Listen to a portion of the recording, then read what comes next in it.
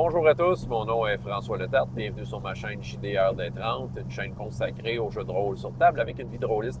Votre réponse au RPG a Week. Donc, je vous invite à répondre, vous aussi. La machine à idées, à part comment? La machine à idées, ça c'est la question de la semaine. En fait, vous irez voir dans la description la vidéo de Bruno qui, dans sa description à lui, propose la question sous différents angles. Moi, je vais y aller plutôt général. J'avoue que c'est une question qui peut partir de n'importe quel sens. J'ai un peu pensé à une façon de faire. Je vais plutôt comme me baser sur peut-être des expériences plutôt récentes, à savoir où est-ce que je prenais mes idées. Parce que les idées, ça peut vraiment venir de n'importe où, là.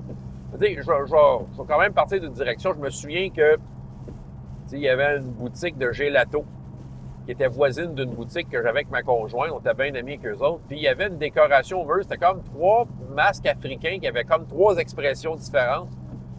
Puis, en regardant ça, je me suis dit, oh, on dirait comme 3 dieux, qui ont... Puis, on dirait que je me souviens plus c'est quoi l'histoire, mais en regardant ça, je me faisais une histoire dans ma tête entre ces 3 masques-là. Puis, je pense que je l'ai intégré d'une game, mais il y a bien, bien longtemps. Fait que, c'est ça qui arrive. Ça peut venir de partout. Là. Fait que, des masques, une décoration dans une boutique de gelato, puis voilà, j'ai une idée pour une aventure. Tout peut être une idée. Souvent, je vais vous dire, moi, mes idées, la machine à idées part tout seul. Ça me prend juste un point de départ. C'est ça qui arrive. Si je regarde la campagne, peut-être la dernière campagne complète que j'ai faite dans ma vie, c'était l'Arme des Dragons. En ligne sur ma chaîne. Fait que dans le fond, j'ai fait une campagne complète. Puis dans le fond, tout ça est parti d'une idée bien simple que j'avais un peu garoché il y a de ça, écoute, dans les années 90, là, les larmes des dragons, c'est des objets qu'il faut ramener à un endroit. Ceux qui ont été désignés pour ramener l'objet, veut dire, c'est ça, ils ont une mission, mais en fait, il y a un méchant qui veut, mais le méchant, pour pouvoir profiter de ce pouvoir-là, ne doit pas tuer ceux qui ont les larmes des dragons, ceux qui ont été désignés pour les larmes des dragons, sinon il va perdre ses pouvoirs, fait qu'il faut trouver d'autres façons de s'en emparer. C'est un petit peu ça. Puis tu sais, en fait, j'ai comme fait une campagne complète avec ça, parce qu'une idée en amène une autre. C'est ça, moi, la machine à idées, elle part tout seul. Tu sais, genre Hero Kids. Hero Kids, maintenant, ma façon de préparer les aventures, c'est que j'ai une grosse collection des cartes qui viennent des aventures d'Hero Kids que j'ai mis dans un bac tout plastifié. Puis souvent, quand vient le temps de préparer une game d'Hero Kids, je m'assois, je regarde les maps, puis il s'agit juste que j'en regarde une, puis oh, elle m'inspire, je la mets de côté. Puis là, je me sors quelques cartes qui, pour moi, me parlent. Puis déjà, juste en regardant les cartes, à un moment donné, je regarde les différentes maps, je regarde une, tu sais, mettons, toutes devant moi, bien étalé, puis je vais déjà avoir une idée, tu sais. Puis des fois, si je manque d'idées pour quelle sorte de monstre, je feuillette le livre de monstres. Ah oui, ça serait cool, ça serait cool. Je sors les jetons. Puis tu sais, juste en faisant ce processus-là, la machine à idées se met à marcher. Et c'est là que je suis capable de relier des points, puis de comme justifier, ce scénario-là, c'est quoi, pourquoi il est de même, tu sais. Après ça, les aventuriers font bien ce qu'ils veulent dedans et, veut dire, en cours de route, puis ça, c'est Hero Kids ou n'importe quoi, quand les joueurs se mettent à jouer, quand il y a des actions qui sont posées, quand il y a des revirements inattendus, moi, ça fait juste me stimuler encore plus. Je vais juste aller chercher d'autres idées, c'est ça. Puis on dirait que mes idées de départ, même s'ils sont incomplètes, on dirait qu'ils s'expliquent par elles-mêmes en jouant. Donc, la machine à idées m'amène à boucher les trous, finalement. C'est ça, le parascolaire, là, veut dire, pour que ça marche, mon affaire, veut dire, je carbure aux idées. Je peux pas arriver là que le scénario complet, parce que la façon de découper mon affaire, c'est des très petites séances. Faut que ça soit intéressant le plus possible à chaque rencontre. Je vais faire un peu comme Hero Kids, en fait. J'aime beaucoup les one-page dungeons. J'en parle une fois de temps en temps. C'est un concours. Je ne sais pas s'il existe encore le concours. En tout cas, il y en avait un l'année passée. Tu vois, sur leur site, c'est moins... Je suis un peu déçu de leur site. Il y a une époque où tu avais accès à toutes les années.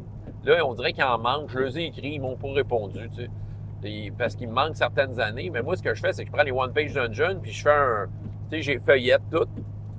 Puis je prends mes meilleurs, je les imprime, je me suis fait un beau duotang de tout ça.